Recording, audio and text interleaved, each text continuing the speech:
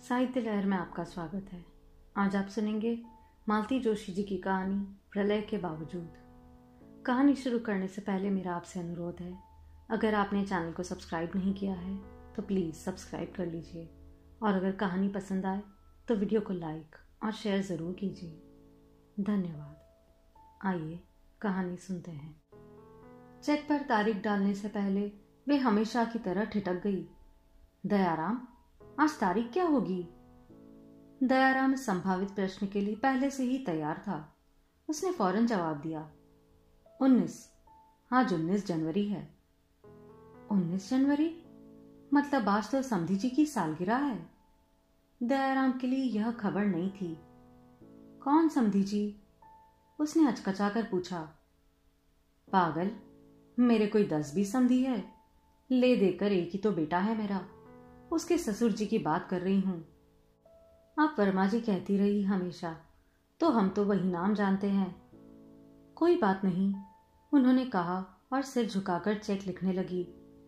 पहले 5,000 निकलवा रही थी, अब पता नहीं क्या सोचकर उन्होंने 10,000 की रकम भर दी। चेक लिखते हुए वे लगातार अपने को कोस रही थी। दयाराम के जाते ही उन्होंने टेलीफोन का चोंगा उठाया, पर नंबर घुमाते घुमाते रुक गई। ये कोई वक्त है बधाई देने का? दिन के 11 बज रहे हैं। सुबह सुबह ही फोन कर लेना था। वे लोग क्या सोचेंगे? वे लोग तो सारी तारीखें याद रखते हैं, फोन करते हैं, मिलने आ जाते हैं, पर वे इतनी महत्वपूर्ण तारीख भूल गई, जबकि अभी उससे दिन तो इस विषय पर चर्चा हुई थी। 1 जनवरी को दोनों पति पत्नी आ गए थे। बधाई जैसा तो कोई माहौल अब इस घर में रहा नहीं, पर वे लोग हर खास मौके पर आ जाते हैं। नाते रिश्तेदार भी आ जाते हैं, पर सिर्फ तीज त्योहार पर। उसके अलावा भी तो कैलेंडर में कई तारीखें ऐसी होती है जब अकेलापन बहुत सालता है, जैसे आलोक का जन्मदिन, उसके पापा का जन्मदिन, शादी की सालगिरह। वर्मा लोग सारी तारीखें याद रखते हैं, जानते हैं कि इस समय किसी का साथ उनके लिए बहुत जरूरी है। तत्परता से दोनों पति पत्नी आते हैं, कभी कुछ लेकर आते हैं, कभी यही बनवाते हैं। साथ बैठकर तीनों खाते हैं। पहाड़ सा दिन फुर्र से बीत जाता है। इस बार नए साल पर भी वे लोग आए थे, तो चर्चा चल पड़ी थी। उन्हें एकाएक याद आ गया, वर्मा जी, आपकी सालगिरह भी तो इसी महीने में पड़ती है ना? हाँ, 19 को है, गीता जी ने बताया। इस बार 60 के हो जाएंगे। अरे वाह, तब तो कुछ हंगामा होना चाहिए। बताइए, क्या प्लान बनाया है? कुछ भी नहीं, वर्मा जी ने उदास से स्वर में कहा। जिन्हें हंगामा करना था वे तो कन्नी काट कर चले गए, अब कोई चार नहीं रहा। हाँ भाभी जी, भाई साहब को बहुत शौक था, गीता जी बोली। पिछले साल अस्पताल में थे, फिर भी उन्हें याद था। बोले, देखना, तुम्हारे सीनियर सिटीजन बनने पर वो जश्न करूंगा कि लोग देखते रह जाएंगे। बस देखते ही तो रह गए हम लोग, कुछ नहीं कर सके। वर्मा जी का गला भर आया था। उन लोगों की उदासी उनसे नहीं झेली गई। वातावरण को हल्का करने के उद्देश्य से बोली, वो नहीं है तो क्या हुआ, मैं तो हूं, उन्हीं से ट्रेनिंग ली है, देखना कोई कसर नहीं रहेगी। नहीं भाभी जी, अब मन नहीं है, गीता जी बोली। अभी तीनों में से एक भी बिटिया आने की स्थिति में नहीं है। प्रभा के यहाँ आजकल में बच्चा होने वाला है। विभा को आप जानती ही है, 6 महीने की ट्रेनिंग के लिए लंदन गई हुई है। आलोक आभा भी अभी इतनी जल्दी क्या आ पाएंगे? देखिए, आलोक आभा की प्रतीक्षा करेंगे तो मुश्किल में पड़ जाएंगे। वे लोग तो बरसी पर भी आने के लिए मना ही कर गए थे, इसलिए तो मैंने उसी समय सारे काम निपटा दिए थे। इसलिए उन दोनों को तो आप अभी लिस्ट से निकाल ही दीजिए। हाँ, प्रभा विभा के लिए जरूर रुकना चाहिए। विभा को लौट आने दीजिए, तब तक प्रभा का बच्चा भी थोड़ा बड़ा हो जाएगा। आप ठीक कहती हैं, बच्चों के बिना तो कोई भी उत्सव फीका ही लगता है। और जल्दी क्या है, साल भर में कभी भी मना सकते हैं। हम लोग भी यही सोच रहे थे, लेकिन वह दिन तो सेलिब्रेशन करना ही है। बच्चे ना सही, हम तो है, हम ही लोग मना लेंगे, कहीं घूमने निकल जाएंगे, या बाहर खाना खाएंगे? एक बात आज तय हो जानी चाहिए कि उस दिन की पार्टी मेरी ओर से होगी। इतनी सारी बातें हुई थी उस दिन और ऐन वक्त पर वह तारीख ही भूल गई थी। बैंक का काम ना निकलता तो शायद उन्हें अब भी याद नहीं आता। अब फोन करते भी संकोच हो रहा है। क्या करे? शाम को एकदम खुद ही जाकर सरप्राइज दे दे, पर शाम तक प्रतीक्षा करने का हौसला उनमें नहीं था। ईश्वर का नाम लेकर उन्होंने नंबर घुमा ही दिया। देर तक घंटी बजती रही। फिर एक मरियल सी आवाज आई। हेलो। कौन? गीता जी बोल रही हैं? ये आपकी आवाज को क्या हो गया है? तबीयत तो ठीक है ना? जी ठीक हूं। फिर वही बेजार स्वर। उनका मन बुझ सा गया। कहाँ तो उनकी आवाज सुनते ही दोनों उष्मा से भर उठते थे और कहाँ ये ठंडापन। जरूर नाराज होंगे। वर्मा जी कहाँ है? बुला दीजिए, बधाई तो दे दूं। जी बाजार गए हैं। वही सपाट स्वर। अच्छा, मिठाई लाने गए हैं। चलिए शाम को मिलते हैं। जी। मैंने सुबह जानबूझकर फोन नहीं किया। सोचा इस समय बच्चों के फोन आ रहे होंगे, अभी डिस्टर्ब करना ठीक नहीं। अपन तो लोकल हैं, बाद में भी कर सकते हैं। जी। फिर वही विरक्ति भरा जी, जैसे इस सफाई की उस तरफ कोई अहमियत ही नहीं थी। वह हैरान थी, गीता जी को ये आज क्या हो गया है? सुबह सुबह मियाँ बीवी में खटपट तो नहीं हो गई, या कि वे बच्चों के पास ना रहने से उदास है? पर इतनी रूखी तो वे कभी नहीं थी। उन्हें तो हमेशा हंसते हुए ही देखा है, उमंग और उत्साह से भरपूर, चुस्त दुरुस्त और अलमस्त। वे घड़ी भर पास बैठ लेती हैं तो अपनी भी उदासी दूर हो जाती है। फिर आज क्या बात है? शाम के लिए अब मन में कोई उत्साह नहीं रहा, पर जाना तो पड़ेगा। हमेशा लेती ही रही है, देने का मौका तो कभी कभी आता है। 4-5 साल पहले आलोक के पापा की षष्ठी पूर्ति पर गीता जी ने इतना प्यारा पुलोवर बनाकर दिया था। उनके लिए भी हाथ से कड़ी एक शॉल दी थी। तब सोचा था कि मौका आने पर वे भी कोई ऐसा ही तोहफा देगी जो उनके व्यक्तित्व की गंध लिए हुए हो। पर अब तो ना नजर काम करती है, ना उंगलियां। जो कुछ आना है बाजार से ही आना है। दयाराम जब बैंक से लौट आया तो उन्होंने उसे दोबारा बाजार भेजा। वर्मा जी के लिए पीटर इंग्लैंड की एक बढ़िया सी शर्ट मंगवा ली। केक के लिए आमिर में ऑर्डर दे दिया। बुके के लिए सोचा कि जाते हुए ले लेंगी। गीता जी के लिए साड़ी तो उनके स्टॉक से निकल आई। वहां तो अंबार लगा हुआ था। सोचती है कि सब दे दुआ कर खत्म करे, पर किसे दे? लड़कियां तो आजकल पहनती ही नहीं। उनकी तो उनकी आभा की दर्जनों साड़ियां पड़ी धूल खा रही है, लेकर ही नहीं जाती। कुछ के उसने सूट बनवा लिए हैं। पहले तो उनका मन बहुत दुखी था, पर बाद में यही सोचकर तसल्ली कर ली कि चलो इतनी महंगी साड़ियां किसी काम तो आई, नहीं तो उसे वहां जीन्स ही पहनना है। कई बार मन होता है कि आभा की बहनों में ये साड़ियां बांट दे, पर सोचती है आभा अपने हाथ से दे तो अच्छा लगेगा। उनसे लेते हुए तो लड़कियां संकोच से गड़ जाएंगी। इस बार आभा आई थी तो माहौल ही दूसरा था। अगली बार पता नहीं कब आएगी। शाम को तैयार होते हुए ख्याल आया कि वर्मा जी के यहाँ गए साल भर से ऊपर हो गया है। 3-4 महीने तो आलोक के पापा की बीमारी में ही निकल गए। उसके बाद के ये 10 महीने, इन दिनों वे कहीं निकली ही कहाँ हैं। बहुत हुआ तो बैंक या अस्पताल। मंदिर तक जाने का मन नहीं होता। सोचती है अब क्या मांगना है भगवान से। उनकी सारी प्रार्थना, अर्चना, आराधना तो क्षण भर में व्यर्थ हो गई है। कभी कभी ईश्वर के अस्तित्व पर ही संदेह होने लगता है। साल भर तक किसी की देहरी ना लागने का संकल्प था उनका, पर वर्मा लोगों के लिए अपना यह संकल्प उन्हें तोड़ना पड़ा है। संकट की घड़ी में इन लोगों ने इतना साथ दिया है कि उसका प्रतिदान मुश्किल है। उनकी बेटियां यहाँ होती तो आज वे अपने संकल्प पर कायम रहती, पर इस शुभ दिन पर उनका अकेलापन बांटना बहुत जरूरी था। गाड़ी से उतरते हुए उन्होंने दयाराम से कहा, कहीं जाने का प्रोग्राम हुआ तो अभी 10 मिनट में लौटकर तुम्हें बताती हूँ, नहीं तो यहीं घंटे पर बैठकर वापस चलेंगे। गेट खोलकर वे भीतर आई। पीछे पीछे सारा सामान उठाए दयाराम भी था। पूरे वातावरण में एक सन्नाटा व्याप्त था। दरवाजे पर कम से कम एक बंदरवान ही टंग जाता तो कुछ माहौल तो बनता। सच है, बच्चे साथ नहीं होते तो सब कुछ फीका लगने लगता है। जब से आलोक बाहर गया है, वे तो पग पग पर इस बात को अनुभव कर रही है। बल्कि अब तो आदत हो गई है। चाहे बेटे के माँ बाप हो या बेटी के, बुढ़ापा सबको अकेले ही काटना है। नए जमाने की यही सौगात है। कांपते हाथों से उन्होंने घंटी बजाई। दरवाजा खुला। म्लान मुख गीता जी दरवाजे में खड़ी थी। आइए, उन्होंने कहा, पर स्वर में कहीं स्वागत का भावना था। इससे पहले जब भी इस घर में आई हैं, ये लोग स्वागत में बिच बिच गए हैं। अभ्यर्थना ऐसी जैसे घर पर भगवान पधारे हो। मन में कुछ चुभा। क्या बिना बुलाए आना ठीक नहीं हुआ?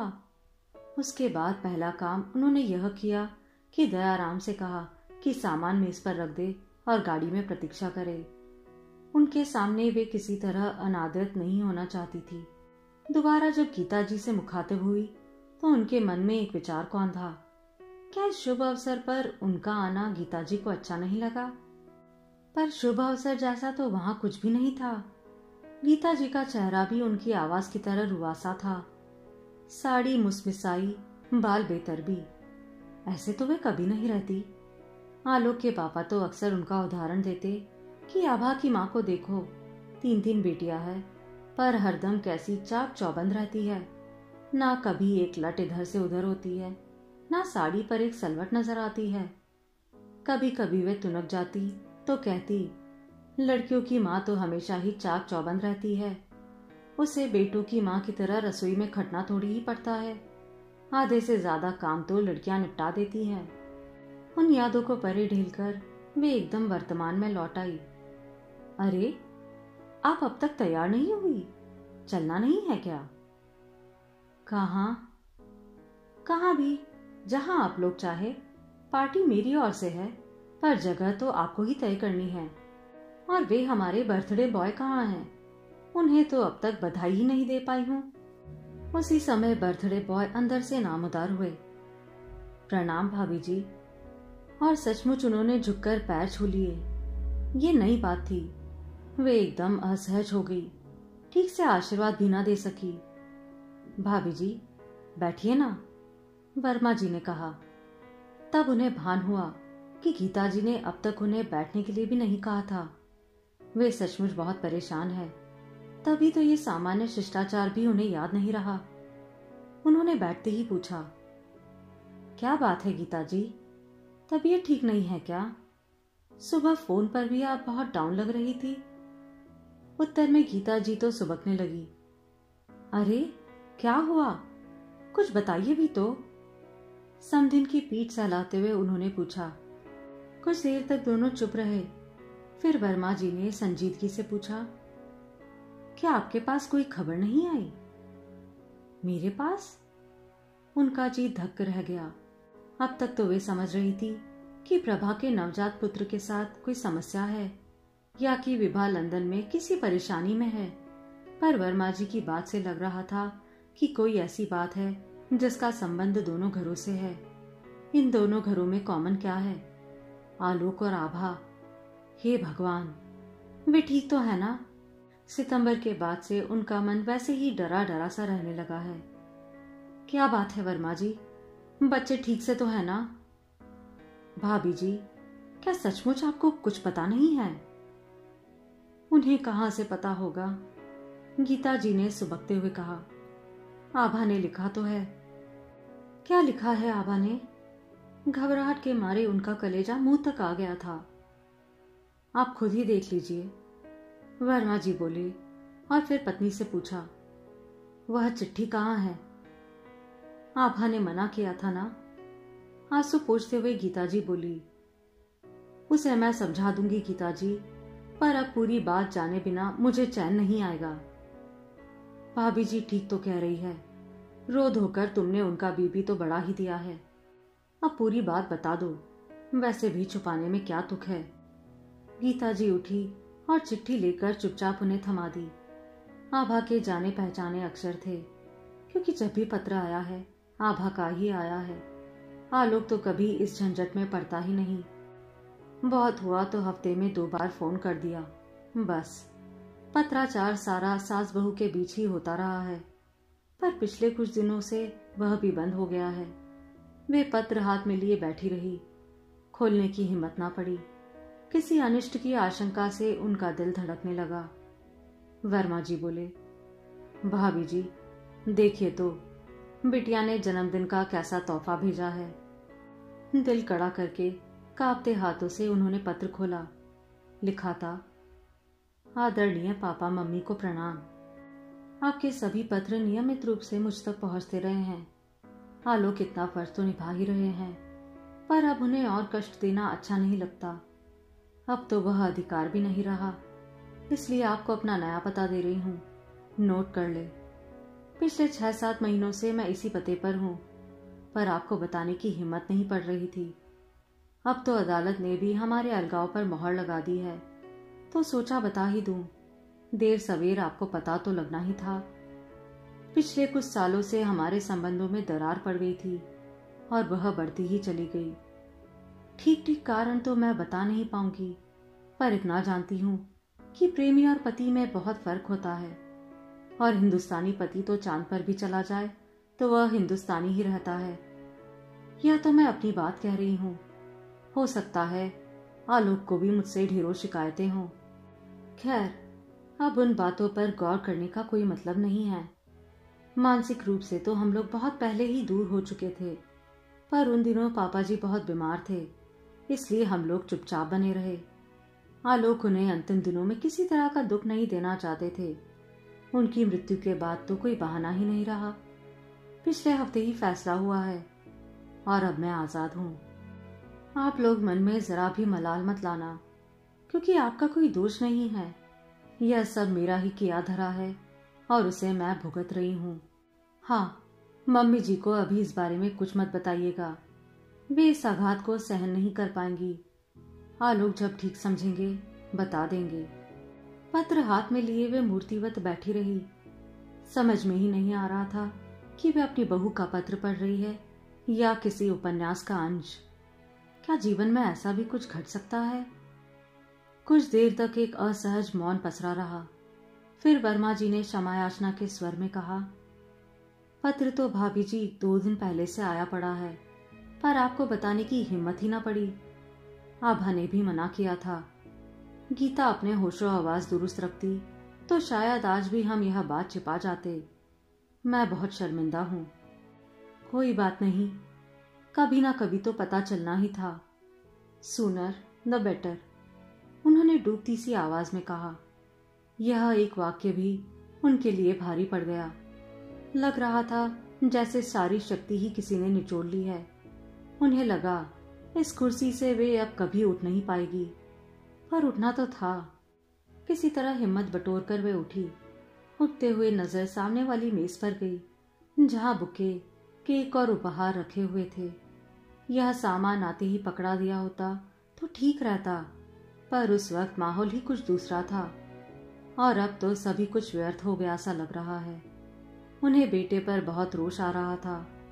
समय रहते बता देता तो ऐसी फजीहत तो ना होती। उससे तो आभा अच्छी है, कम से कम सच बोलने का साहस तो किया। पांव मन मन भर के हो रहे थे।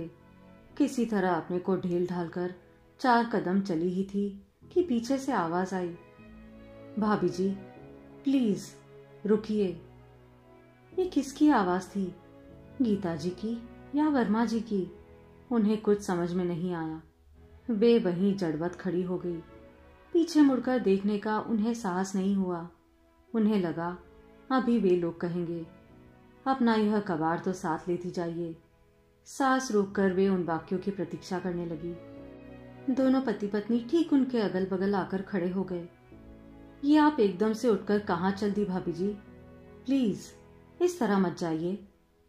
पीछे लौटने का हौसला नहीं था, पर पांव आगे बढ़ने से इनकार कर रहे थे। इस समय वे वर्मा जी के ऑफिस में खड़ी थी।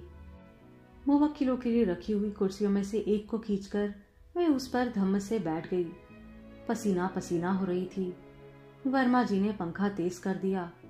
गीता जी दौड़कर पानी ले आई। थोड़ी कॉफी लेंगी? बनाऊं? पूछ क्या रही हो? जल्दी से बनाकर लाओ, स्ट्रांग बनाना। वर्मा जी ने आदेश दिया।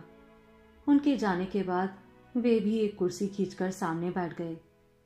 भाभी जी, आप इस तरह एकदम उठकर चल दी तो हम तो सकते में आ गए। 8 साल के रिश्ते को आपने एक झटके में तोड़ दिया। बताइए, हमारे संबंधों की नींव क्या इतनी भुरभुरी है कि? नींव ही तो दरक गई है वर्मा जी, उन्होंने उसास भरकर कहा।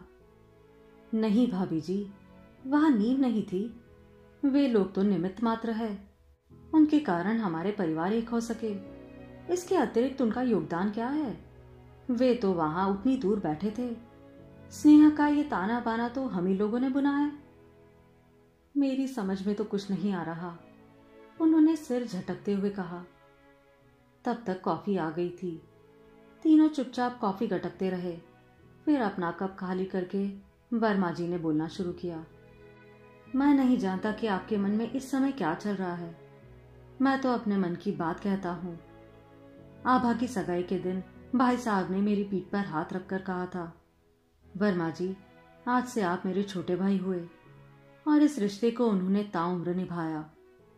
आलोक आपका इकलौता बेटा था। उसकी शादी को लेकर आपके मन में सैकड़ों अरमान होंगे। हमारी जाति अलग थी, सामाजिक स्तर भिन्न था, आर्थिक परिस्थिति में तो अंतर था ही, पर आपकी हताशा या निराशा को आप लोगों ने कभी जाहिर होने नहीं दिया। हमने किसी पर कोई उपकार नहीं किया वर्मा जी, सिर्फ बेटे की खुशी को अपनी खुशी मान लिया। ऐसे कितने लोग कर पाते हैं भाभी जी? प्रभा की शादी में आप थी तो वहां तो मेरे सजातीय संबंधी मेरी पगड़ी उछालने को तैयार बैठे थे। बेटे को फेरे पर भी ना आने दे। भाई साहब तो उस दिन मेरे लिए देवदूत बनकर आए थे। उतनी रात को पता नहीं किसका शोरूम खुलवाकर नई नकोर मोटरसाइकिल ले आए। सबके मुंह पर जैसे तमाचा पड़ गया। दूल्हा तो शर्म से पानी पानी हो गया। 6 महीने तक उसने गाड़ी को हाथ नहीं लगाया। हमारे ही दरवाजे खड़ी रही थी। और विभा के डॉक्टर बनने का श्रेय तो पूरी तरह भाई साहब को जाता है। उन्होंने उसकी हौसला अफजाई की, हर तरह से मदद की, तभी वह पीएमटी में मेरिट ला सकी। नहीं तो मैं तो बीए करवाकर उसकी शादी कर देता। ज़हीन लड़की थी, उसे तो कुछ ना कुछ बनना ही था। ईश्वर की कृपा से देखिए, लड़का भी उसे कितना अच्छा मिला है। मेरे तो तीनों दामाद हीरे थे भाभी जी, पता नहीं किसकी नजर लग गई।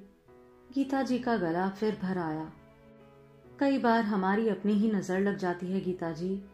हम अपने ही भाग्य पर फूलकर कुप्पा होते रहते हैं और विधाता मुस्कुराता रहता है।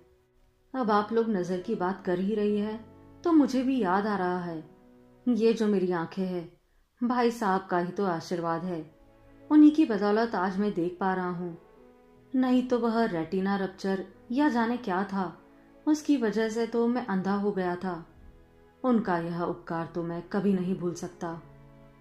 क्या बात कर रहे हैं वर्मा जी? अपनों के बीच कभी इस तरह उपकार की भाषा बोली जाती है? आज प्रसंग उठा है तो मुझे कह लेने दीजिए भाभी जी। भाई साहब रातों रात मुझे प्लेन में बंबई ले गए। उतने बड़े अस्पताल में इतने मशहूर सर्जन से ऑपरेशन करवाया। क्या यह सब करने की मेरी हैसियत थी? यही नहीं, अपने काम का नुकसान करके खुद भी मेरे साथ 15 दिन वहां रुके रहे। मैं तो जिंदगी भर के लिए उनका कर्जदार हो गया हूँ। हम सब एक दूसरे के कर्जदार हैं वर्मा जी। इनकी बीमारी में आपने जो सेवा की, सगा भाई भी नहीं कर सकता था। संकट की उन घड़ियों में मुझे आप दोनों का ही सहारा था। बेटा तो बहुत बाद में आया था और बहू तो एकदम तेरही पर ही आई। उस समय गीता जी साय की तरह मेरे साथ थी। माँ की तरह उन्होंने मेरी भूख प्यास का ख्याल रखा। आप लोगों के बल पर ही मैं उस शौक से उबर सकी हूँ, नहीं तो टूट ही जाती। आपका यह एहसान मुझ पर हमेशा रहेगा। वाह भाभी जी, अब आप भी एहसान की, उपकार की भाषा बोलने लगी है। गीता जी ने टोका। हमने कोई एहसान नहीं किया, सिर्फ अपना फर्ज भर निभाया है। वाह गीता जी, 2 दिन में पहली बार आपने एक कायदे की बात की है। वर्मा जी बोले, भाभी जी, ये तो पत्र पढ़ते ही ऐसे खटपाटी लेकर पड़ गई कि क्या बताऊं। कितना समझाया कि भगवान 7 समंदर पार बैठकर उन लोगों ने कोई बेवकूफी की है तो उसका खामियाजा हम क्यों भुगते, हम अपना बुढ़ापा क्यों खराब करें। मैं उन्हें दोष नहीं देती वर्मा जी, पत्र पढ़कर तो मेरे भी हाथ पांव फूल गए थे, पैरों तले की जमीन ही खिसक गई थी। इनकी मृत्यु का सदमा मैं झेल गई थी क्योंकि वह अपेक्षित था, पर यह आघात तो एकदम अप्रत्याशित है। लगता है जैसे मेरा पूरा संसार ही भर भरा कर गिर पड़ा है। वो तो आपके घर में हूँ, इसलिए होशो आवास में बैठी हूँ। घर पर होती तो पता नहीं क्या हाल होता। हमें मालूम था, तभी तो हमने आपको रोक लिया, गीता जी ने कहा। और भाभी जी, इस दुख से भी आपको उभरना होगा। मुश्किल तो है, पर मुझे विश्वास है आप यह कर लेंगी। यह मत सोचिए कि आप अकेली हैं, हम लोग भी आपके साथ हैं। आधी रात को भी आवाज देंगी तो दौड़े चले आएंगे। अब किस अधिकार से आवाज दूंगी वर्मा जी? फिर वही बात, हम लोग क्या सिर्फ रिश्ते की डोर से बंधे हुए हैं? कहने को मेरे और भी तो समधी है, उनसे तो हमारे उतने आत्मीय संबंध नहीं है। यह तो मन के मिलने की बात है, समधी ना सही, हम दोस्त तो बनकर रह सकते हैं ना। थोड़ी देर तक कोई कुछ नहीं बोला, फिर वर्मा जी ही बोले। आभा की गोद न भरने का बड़ा दुख था गीता को, पर मैं सोचता हूँ ईश्वर ने हम पर यह कृपा ही की है। क्या बात कर रहे हैं, सच कह रहा हूँ गीता। बच्चे होते तो हमारे दुख में आज एक चिंता और घुल जाती, अब कम से कम उतनी तसल्ली तो है। बच्चे होते तो शायद यह नौबत नहीं आती, उन्होंने उदास भाव से कहा। अरे नहीं भाभी जी, वे लोग जिस देश में रहते हैं वहां बच्चों को उतनी अहमियत कौन देता है। लोग 2-2, 3-3 शादियां करते हैं और उन शादियों की संतानें कभी माँ के साथ कभी पिता के साथ घिसटती रहती है, नहीं तो किसी हॉस्टल में अपना बचपन गुजार देती है। बच्चे के लिए सब कुछ सहना, समझौते करना तो हमारी संस्कृति है, और अब तो हमारे यहाँ भी वो बात नहीं रही। इस मामले में भी हम पश्चिम की नकल करने लगे हैं। वैसे बच्चे होते तो अच्छा होता, मैं उन्हें पाल लेती, कम से कम मेरे लिए जीने का एक बहाना तो होता, उन्होंने उसास भरकर कहा। बशर्ते बच्चे आपके पास रहते, और रहते भी तो आप कितने दिन रख पाती?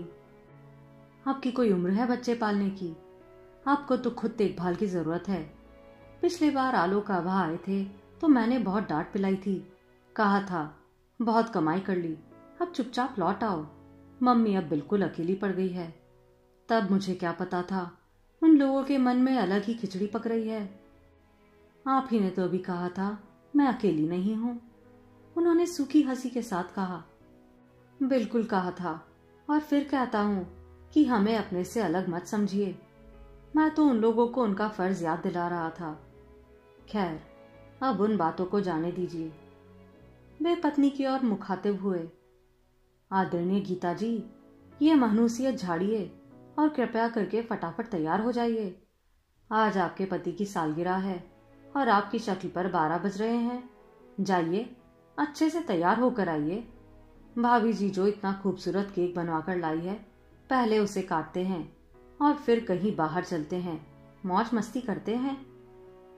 मौज मस्ती की बात आप सोच भी कैसे सकते हैं? क्यों नहीं सोच सकता गीता जी? आज मैं बहुत खुश हूँ। आज की शाम मैं आलोक और आभा के बच्चों के नाम करना चाहता हूँ। आप पागल तो नहीं हो गए? नहीं, मैं अपने पूरे होशो हवास में हूँ। आज की शाम मैं वाकई उन खुशकिस्मत बच्चों के नाम करना चाहता हूँ जो जन्म लेने की जहमत से बच गए। हम चाहे तो एक दूसरे को इस बात के लिए बधाई भी दे सकते हैं। वे हंस दी। खुश होने के लिए ये बहाना भी कोई बुरा ना था। आप सुन रहे थे मालती जोशी जी की कहानी प्रलय के बावजूद।